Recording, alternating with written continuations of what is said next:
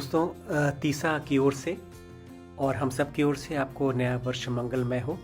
और इस नए वर्ष के उपलक्ष्य में मैं आपको 3 कहानियाँ सुनाने जा रहा हूँ, जिनका संबंध हकलाने और उसकी रिकवरी से है। ये 3 कहानियाँ 3 महान हस्तियों के बारे में हैं। Doctor Van Riper, doctor Sheehan and doctor Dean Williams. ये तीनों लोग बहुत सीनियर लोग हैं। डॉक्टर वैन राइपर को स्टटरिंग थेरेपी का पितामह, ग्रैंडफादर भी कहा गया है। और इन तीनों ने स्टटरिंग थेरेपी को बहुत गहराई से प्रभावित किया है। तो पहली कहानी है वैन राइपर के बारे में। डॉक्टर वैन राइपर जब जवान थे, यंग थे, तो अपने हकलाने से एक बार इतने परेशान हो गए, इतने त्रस्त हो गए कि उन्होंने कहा कि इससे बेहतर है कि मैं गूंगा और बहरा होने का अभिनय कर लूँ। तो उन्होंने गूंगा और बहरा होने का अभिनय किया और एक खेत में, एक फार्म में जाके काम करने लगे। मगर बहुत खुश नहीं थे, बहुत संतुष्ट नहीं थे, दुखी थे। 1 महीने बाद उन्होंने छुट्टी ली वहाँ से और घर के लिए लौटने लगे। तो रास्ते में उन्होंने लिफ्ट मांगी एक आदमी से। एक कार रुकी और जहाँ पे वो वैन रैपर रोड के किनारे खड़े होकर वेट कर रहे थे, वहाँ पे एक किसान खेतों में काम कर रहा था। तो इस गाड़ी से एक बूढ़ा व्यक्ति उतरा और उसने उस किसान से कुछ सवाल पूछे और वैन रैपर चुपचाप बैठे सुन रहे थे। तो उन्होंने नोटिस किया कि ये बूढ़ा व्यक्ति जो गाड़ी से उतरा है, ये कुछ अजीब ढंग से बोल रहा है। हकला नहीं रहा है, मगर कुछ अजीब सा उसका कुछ रुक कर आराम से बोल रहा है। खैर, वो समझ गए कि हकलाना तो नहीं, शायद कुछ और होगा, और उन्होंने गौर भी नहीं किया इस बात में।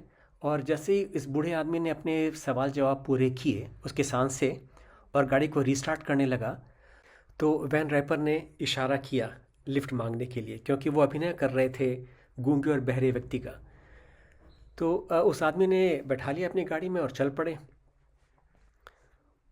और कुछ देर के बाद वो बूढ़ा व्यक्ति जो है वो ड्राइव करते हुए सवाल जवाब करने लगा वैन रैपर से। क्या नाम है, कहाँ उतरना है। अब वैन रैपर के लिए बोलना लाजमी हो गया था, क्योंकि उनको बताना ही था कि मैं कहाँ जा रहा हूँ। और वैसे भी वो गूंगे बहरे का अभिनय करते करते दुखी हो चुके थे। तो उन्होंने बोलने का प्रयास किया, बताया और काफ़ी हकलाए। और वो बूढ़ा आदमी का हंसने लगा। और वैन रैपर को बहुत गुस्सा आया। उनका मन किया कि उस आदमी का सर तोड़ दूं, इतना बुरा लगा उनको।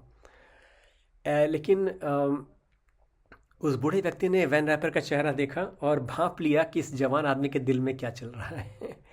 तो वो मुस्कुराते हुए कहता है, बेटा गुस्सा मत करना, तुम जहाँ पे हो इस समय वहाँ पे मैं भी था एक ज़माने में।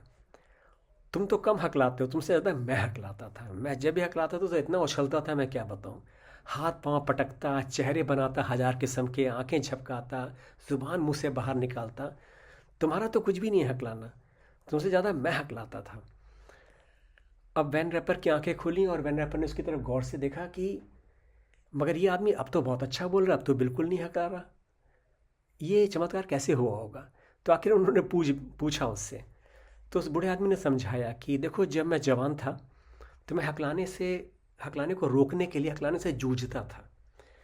हकलाने को बाहर नहीं आने देना चाहता था और हकलाने को रोकने के लिए खूब संघर्ष करता। मगर अब मैं बूढ़ा हो गया हूँ, अब तो मुझसे संघर्ष किया नहीं जाता। अब तो जैसे छोटे से बच्चे के मुंह से लार टपकती है, वैसे ही मेरे शब्द भी बाहर आ ही जाते हैं, क्योंकि उनको रोकने की अब हिम्मत मेरे में नहीं है। तो अब तो मैं बस उनको बाहर ही आने देता हूँ। अब मैं ऐसा बेशर्म हो गया हूँ कि अब मैं शब्दों को बाहर आने ही देता हूँ, बगैर चिंता किए कि मैं हकला रहा हूँ या नहीं। और ये कह के जो है उस आदमी ने वैन रैपर को उनके स्टॉप पे उतार दिया। वैन रैपर घर चले और सोचते रहे कि इस आदमी ने जो मुझे बताया है, इसने कोई महत्वपूर्ण राज छिपा हुआ है। इसके बाद उन्होंने कॉलेज जाने का मन बनाया और उन्होंने वापस डिपार्टमेंट ऑफ कम्युनिकेशन में जाके एडमिशन लिया। और ये वही डिपार्टमेंट था जिसने पहले उनको एडमिशन से मना किया था। वो दोबारा गए और वहाँ पे ज्वाइन किया और स्पीच साइंस पढ़ा और करते करते करते हेड ऑफ द डिपार्टमेंट बने, बहुत सीनियर व्यक्ति बन गए, बहुत सारी स्टडीज़ की, बहुत सी किताबें लिखी और हकलाने पे उन्होंने जो है बहुत महत्वपूर्ण काम किया। तो वो बाद में जब इस घटना को रिकॉल कर रहे हैं तो वो उसको इस ढंग से इंटरप्रेट कर रहे हैं।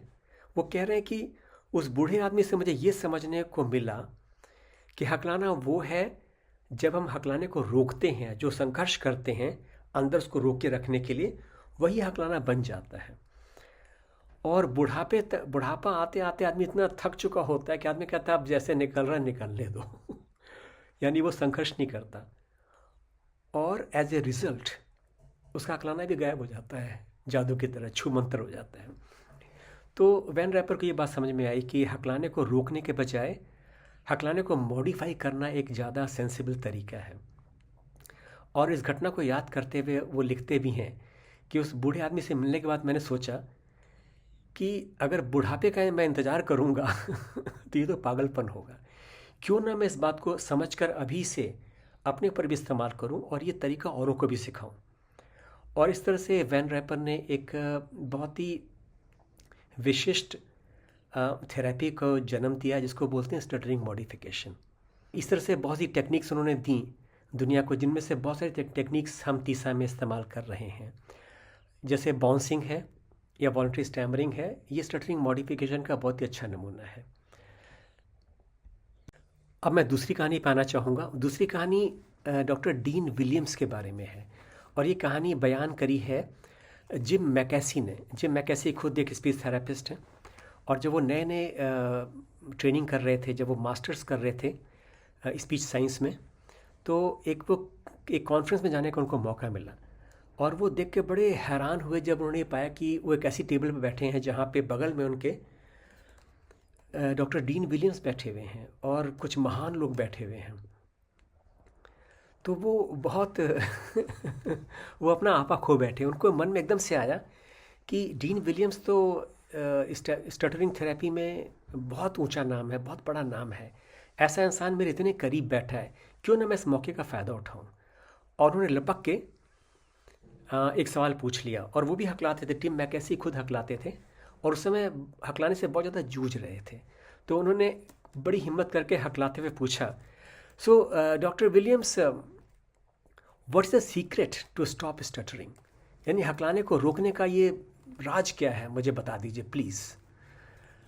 डॉक्टर डीन विलियम्स जो काफ़ी सीनियर थे और उम्र भी काफ़ी थी उनकी, वो बहुत आराम से बोले, I want to know what I do when I stutter। मतलब मैं जब हकलाता हूँ तो मैं क्या करता हूँ, मैं ये जानना चाहता हूँ। I don't want to know how to stop stuttering. हकलाना बंद करने से भी ज़्यादा मैं ये जानना मांगता हूँ कि जब मैं हकलाता हूँ तब मैं करता क्या हूँ। बस इतना बोल के वो चुप हो गए और टिम मैकेसी जो है वो एकदम से नीचे आ गए। उन्होंने कहा कि यार, ऐसे महान इंसान से मैंने ये सवाल पूछा, इसने क्या जवाब दिया है मेरे को। तो वापस जब वो ड्राइव कर रहे थे अपने घर के लिए, तो सोचते रहे कि इतना हिम्मत करके मैंने एक सवाल पूछा, इस आदमी ने मुझे उसका जवाब नहीं दिया। लगता है मुझे घुमा दिया कि हकलाना कैसे रोकना है, मैं ये नहीं, इसकी फिक्र मैं नहीं कर रहा। मैं फिक्र ये बात की कर रहा हूँ कि मैं करता क्या हूँ उस क्षण में जब मैं हकलाता हूँ। तो वो सोचते रहे बहुत देर तक। तो 1.5-2 घंटे के बाद उनको समझ में आने लगा कि यहाँ पे एक बहुत ही गहरा राज छिपा हुआ है। कुछ महीने और बीते। इस बीच में टिम मैकेसी अपनी मास्टर्स की पढ़ाई भी कर रहे थे स्पीच साइंस में, और जो उसमें घुसते घुसते उनको ये बात समझ में आने लग गई कि हकलाने वाले के लिए ज़्यादा महत्वपूर्ण है ये समझना कि वो क्या करता है उस क्षण में जब वो हकला रहा है। क्योंकि अगर वो ये समझ जाए तो अपने आप उसको रोक सकता है। बहुत बड़ा मुश्किल काम नहीं है ये। और इस तरह से जो है टिम मैकेसी की पूरा जो क्लिनिकल अप्रोच था, उनकी पूरी ज़िंदगी बदल गई, न केवल अपने हकलाने को लेकर, बल्कि उनके पास जो हकलाने वाले आ रहे थे उनको भी उन्होंने एक नई दिशा में भेजना शुरू किया। अब हम आएंगे तीसरी कहानी पे। ये तीसरी कहानी बयान करी है डॉक्टर डेविड विलियम्स ने। डीन विलियम्स नहीं, डॉक्टर डेविड विलियम्स ने, जो कि खुद एक स्पीच थेरेपिस्ट हैं और हकलाते भी हैं। तो डॉक्टर डेविड विलियम्स उस ज़माने में यूनिवर्सिटी ऑफ आयोवा में पढ़ रहे थे, और वो बयान कर रहे हैं ये घटना डॉक्टर जोसेफ शीहान को याद करते हुए। डॉक्टर जोसेफ शीहान वही इंसान है जिसने हमें बहुत सारे मॉडल्स दिए हैं स्टैमरिंग को समझने के बारे में, जैसे स्टटरिंग आइसबर्ग या अप्रोच अवॉइडेंस कॉन्फ्लिक्ट। तो doctor Joseph Sheehan university of Iowa के डिपार्टमेंट ऑफ स्पीच पैथोलॉजी में एज ए प्रोफेसर पढ़ा रहे थे, और हकलाने वाले जो वहाँ पे स्टूडेंट्स थे उनका इलाज भी करते थे। तो डेविड विलियम्स जो हैं वो उनके पास आए इलाज के लिए, और डॉक्टर शिहान ने उनको एज ए केस ले लिया और उनके साथ काम करना शुरू किया। और उन्होंने अपने हर स्टूडेंट के साथ एक अपना स्टूडेंट एज ए सुपरवाइज़र भी नियुक्त किया कि ये स्टूडेंट आपके सुपरवाइज़ करेगा, आपकी हेल्प करेगा। तो ये एक मैडम थी, और मैडम को जिम्मेदारी दी गई थी डेविड विलियम्स जो कि हकलाते थे उनको सुपरवाइज़ करने का। तो डेविड विलियम्स को क्लास में रोल कॉल देने में बहुत मुश्किलें आ रही थी। हम सब जानते हैं कि रोल कॉल देना कितना मुश्किल होता है हकलाने वाले इंसान के लिए। तो जब उनका नाम पुकारा जाता तो उन्हें बोलना होता था हियर, यानी मौजूद हूँ यहाँ, और वो हियर नहीं बोल पा रहे थे, तो उन्होंने उसके आगे ओह लगाना शुरू कर दिया, ओह हियर। ऐसे काम चल रहा था, लेकिन उनको लग रहा था कि ये मैं सही नहीं कर रहा हूँ। तो उन्होंने एक बार जोसेफ शिहान से बात की और बोला कि मैं ऐसा करने लगा हूँ, क्या करना चाहिए। तो जोसेफ शिहान ने बोला नो प्रॉब्लम, बस एक काम करो, और कि अगली बार तुम जब रोल कॉल बोलते हो तो ओह ओह ओह 5 बार रिपीट करना, डिस्टिंक्टली और अलग अलग, एकदम क्लियरली, आराम से। ओ ओ ओ ओ ओ ओ हियर। तो डेविड विलियम्स वापस अपनी क्लास में आ गया। उनको मालूम था कि उनको सुपरवाइज़ करने वाली जो मैडम है वो भी उसी क्लास में हैं और सुन रही हैं। तो डेविड विलियम को बड़ा मुश्किल लगा कि मैं ये कैसे करूँगा। अटेंडेंस देना पहले ही बड़ा मुश्किल काम है, अब उसके ऊपर से मैं ओह बोल के काम चला रहा था, अब मेरे को ओह 5 बार रिपीट करना है। लेकिन वो ये भी जानते थे कि उनकी सुपरवाइज़र भी उसी क्लास में बैठी हुई है, वो देख रही होगी, और वो डॉक्टर जोसेफ शिहान को रिपोर्ट करेगी कि आपका ये स्टूडेंट जो है वो काम नहीं कर पाया जो आपने इसको टास्क दिया था। तो अब ये इज़्ज़त का सवाल हो गया था। तो डेविड विलियम ने कसम खाई, कमर कसी, और जब उनका नाम पुकारा गया तो उन्होंने आराम से ओ ओ ओ 5 बार रिपीट किया और फिर बोला हियर। बोलने के बाद डेविड विलियम को लगा ये क्या हो गया। वो बहुत हैरान थे और बहुत ही खुश भी थे, और he was on top of the world. So when he went back to doctor Joseph Sheehan, वो वापस गए उनके पास बताने के लिए कि हाँ आज मैंने किया क्लास में ये। तो जोसेफ शिहान बहुत खुश हुए, उन्होंने उनको बहुत बधाई दी, बहुत शाबाशी दी, और ये समझाया कि जब किसी भी सेकेंडरी बिहेवियर को हम कॉन्शियसली करते हैं तो उसकी पकड़ हमारे ऊपर से ढीली पड़ जाती है, फिर हम उसको जब चाहें त्याग सकते हैं। तो ये बात समझने की है हमारे लिए भी कि स्टैमरिंग में बहुत सारा ऐसी हरकतें हैं जो अनकॉन्शियस बिहेवियर हैं, उनको अगर हम कॉन्शियसली करना शुरू कर दें तो उसे कुछ हफ्ते कुछ महीने में छोड़ सकते हैं। तो मैं आशा करता हूँ कि नए वर्ष की शुरुआत के साथ आप भी ऐसे अनकॉन्शियस बिहेवियर्स, टेंडेंसीज़ को एड्रेस करेंगे, उनको समझेंगे, उनके ऊपर विवेकपूर्ण फैसले करेंगे कि मुझे इनको जारी रखना है या नहीं रखना है, और करते हुए सफलता की ओर बढ़ेंगे। बहुत बहुत शुभकामनाएं और धन्यवाद। Thank you so much. तीसरा आप सबके लिए मंगल कामना।